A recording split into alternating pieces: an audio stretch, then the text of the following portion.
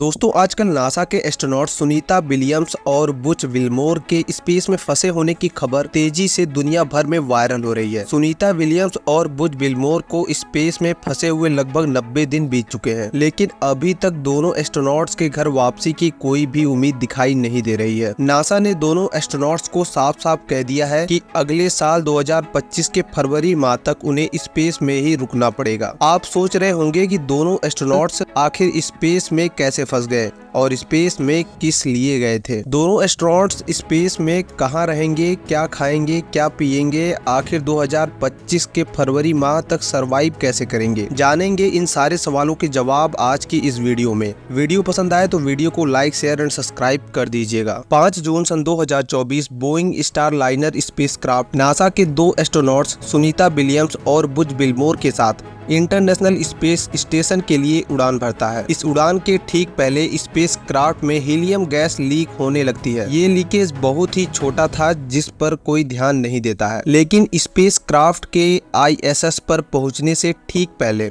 Space craft के 5 thrusters काम करना बंद कर देते हैं। जैसे तैसे स्पेस क्राफ्ट ISS तक पहुंचता है। वहां पहुंचकर पता चलता है कि स्पेस क्राफ्ट के हीलियम गैस टैंक में 2 और लीकेज हो चुके हैं, जो पहले वाले लीकेज से लगभग 5 गुना बड़ा था। नासा के अनुसार ये मिशन 8 दिनों तक चलने वाला था। इस 8 दिन के टाइम पीरियड में विलियम्स और विल्मोर को ISS का निरीक्षण करना था और स्पेस स्टेशन के अंदर टेक्निकल प्रॉब्लम को सॉल्व करना। काम खत्म करके दोनों एस्ट्रोनॉट्स को बोइंग स्टारलाइनर स्पेस क्राफ्ट से ही वापस आना था, लेकिन जब स्पेस क्राफ्ट के थ्रस्टर्स को ऑन किया जाता है तो 5 थ्रस्टर्स ऑन नहीं होते हैं और हीलियम गैस पूरी तरीके से लीक हो जाती है, जिसके बाद दोनों एस्ट्रोनॉट्स स्पेस में ही फंस जाते हैं। स्टारलाइनर स्पेस क्राफ्ट को इस्तेमाल करके पृथ्वी पर आना खतरे से खाली नहीं था। ऐसा करने में दोनों एस्ट्रोनॉट्स की जान भी जा सकती थी, जिसके बाद नासा दोनों एस्ट्रोनॉट्स को इंटरनेशनल स्पेस स्टेशन ISS पर रुकने के लिए कहता है, जब तक उन्हें सुरक्षित वापस ले आने का इंतजाम न हो जाए। आमतौर पर स्पेस स्टेशन पर कुल मिलाकर 7 एस्ट्रोनॉट्स ही रहते हैं और अब विलियम्स और विल्मोर को लेकर 9 एस्ट्रोनॉट्स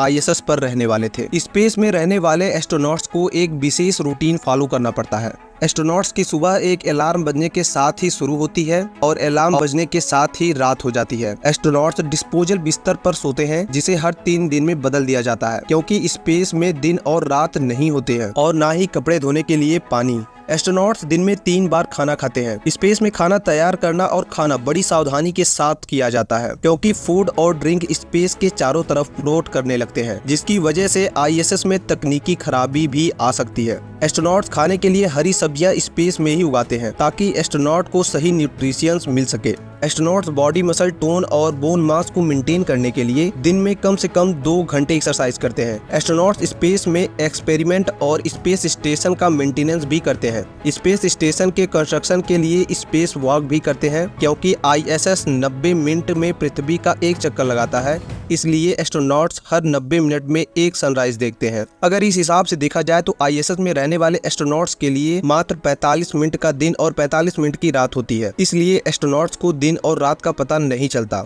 दिन और रात का पता लगाने के लिए अलार्म का यूज करते हैं। एस्ट्रोनॉट्स मन बहलाने के लिए कार्ड खेलते हैं, म्यूजिक सुनते हैं, मूवीज भी देखते हैं, अपने परिवार के सदस्यों के साथ बात भी कर सकते हैं और एक दूसरे के बाल अलग अलग स्टाइल में बांधते हैं ताकि उनका टाइम पास हो सके। एस्ट्रोनॉट्स को वीकेंड ऑफ भी मिलता है, लेकिन ये ऑफ तभी मिलता है जब अगले दिन ज्यादा वर्कलोड रहता है। एक एस्ट्रोनॉट कुल 16 घंटे काम करता है और 24 घंटे कॉल पर रहता है। एक स्पेस स्टेशन फुटबॉल के मैदान जितना बड़ा होता है, जिसमें 6 कमरे होते हैं। बिजली के लिए सोलर पैनल भी लगे होते हैं।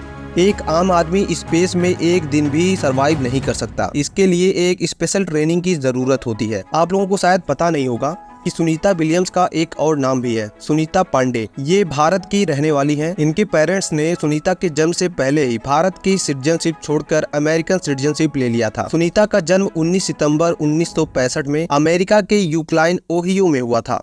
सुनीता ने 3 बार इंटरनेशनल स्पेस स्टेशन पर जाकर एक रिकॉर्ड भी बनाया है। सुनीता ने 1995 में फ्लोरिडा इंस्टीट्यूट ऑफ टेक्नोलॉजी से MS इंजीनियरिंग मैनेजमेंट का कोर्स भी कंप्लीट करती हैं। सुनीता विलियम्स 1998 में एस्ट्रोनॉट की ट्रेनिंग लेती है, जिसके बाद वह मॉस्को चली जाती हैं, जहां वह रोबोटिक और ISS ऑपरेशनल टेक्नोलॉजी की ट्रेनिंग लेती है और साथ ही रशियन फेडरल स्पेस एजेंसी के साथ काम भी करती है। 9 दिसंबर सन 2006 में सुनीता विलियम्स पहली बार मिशन SIS 116 में स्पेस शटल डिस्कवरी में भाग लेती हैं। इस मिशन में उन्हें फ्लाइट इंजीनियर के तौर पर रखा जाता है। इसी दौरान सुनीता विलियम्स स्पेस स्टेशन से बाहर स्पेस में जाकर 4 बार में 29 घंटे का स्पेस वॉक कंप्लीट करती हैं और साथ ही स्पेस में 155 दिन रहने वाली पहली भारतीय महिला बन जाती हैं। 15 जुलाई सन 2012 में सुनीता विलियम्स एक बार फिर से सोयूज TMA-05M के क्रू के साथ ISS के लिए उड़ान भरती है। इस बार भी वह फ्लाइट इंजीनियर के तौर पर जाती हैं। सुनीता विलियम्स इस बार 21 घंटे का स्पेस वॉक कंप्लीट करती हैं। सुनीता 2 बार ISS पर जाती हैं और दोनों बार मिलाकर 50 घंटे से अधिक स्पेस वॉक करने का रिकॉर्ड बनाती है और स्पेस में जाकर 321 दिन रहने का भी रिकॉर्ड बनाती है। सुनीता विलियम्स का स्पेस में रहने का यही एक्सपीरियंस आज काम आने वाला है।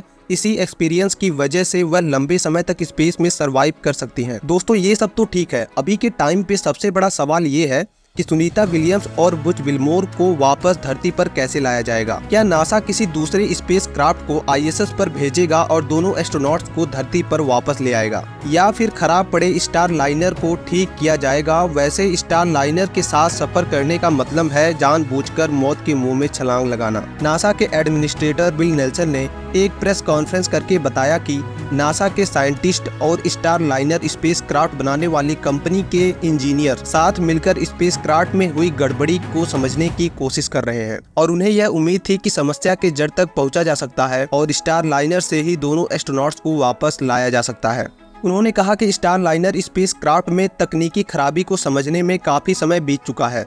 नासा के एडमिनिस्ट्रेटर ने यह भी बताया कि दोनों एस्ट्रोनॉट्स को फरवरी 2025 तक स्पेस में रुकना होगा। दोनों एस्ट्रोनॉट्स जिस स्पेस क्राफ्ट में गए थे वह बिना क्रू के धरती पर वापस लौटेगा और पिछले 2 महीने से स्पेस में फंसे हुए दोनों एस्ट्रोनॉट्स को अगले साल 2025 फरवरी में स्पेस एक्स से वापस धरती पर लाया जाएगा। नासा ने अपने एस्ट्रोनॉट्स को स्पेस में ले जाने और ले आने के लिए बोइंग और स्पेस एक्स दोनों कंपनियों को कॉमर्शियल स्पेस क्राफ्ट बनाने का कॉन्ट्रैक्ट दिया था। नासा ने बोइंग को 4.2 अरब डॉलर का कॉन्ट्रैक्ट और एलॉन मस्क की कंपनी स्पेस एक्स को 2.6 अरब डॉलर का कॉन्ट्रैक्ट दिया था। अभी तक स्पेस एक्स ने अंतरिक्ष में मानव युक्त 9 उड़ानों को अंजाम दिया है और सभी के सभी सफल रहे हैं, लेकिन बोइंग का यह पहला मानव युक्त मिशन था जो कि फेल हो चुका है। बोइंग के स्पेस क्राफ्ट में यह गड़बड़ी पहली बार नहीं थी। इसकी पहली बार मानव उड़ान सन 2019 में हुई थी, लेकिन सॉफ्टवेयर की गड़बड़ी की वजह से इंजन स्टार्ट ही नहीं हो पाया। दूसरी कोशिश सन 2022 में की गई, लेकिन एक बार फिर से स्पेस क्राफ्ट के कुछ थ्रस्टर्स काम नहीं करते हैं और उड़ान रद्द कर दी जाती है। वहीं स्पेस एक्स ने 4 साल पहले ही अपने ड्रैगन स्पेस क्राफ्ट को स्पेस में पहुंचा दिया, जिसके बाद यह स्पेस क्राफ्ट लगातार एस्ट्रोनॉट्स और गुड्स को स्पेस में ले जाया और ले आया करता है। वहीं बोइंग के धरती पर उड़ने वाले विमानों में गड़बड़ी पाई जा रही है, जिसको लेकर जांच का दायरा बना हुआ है। ऐसे में नासा अपने एस्ट्रोनॉट्स को स्पेस में ले जाने के लिए बोइंग जैसी कंपनी को कॉन्ट्रैक्ट कैसे दे सकता है? इतनी बड़ी गलती नासा कैसे कर सकता है? इसके बारे में आप अपनी राय कमेंट सेक्शन में दे सकते हैं। वीडियो पसंद आई हो तो लाइक करें, चैनल को सब्सक्राइब जरूर कर दें। आज के लिए बस इतना ही, मिलते हैं अपनी नेक्स्ट वीडियो में।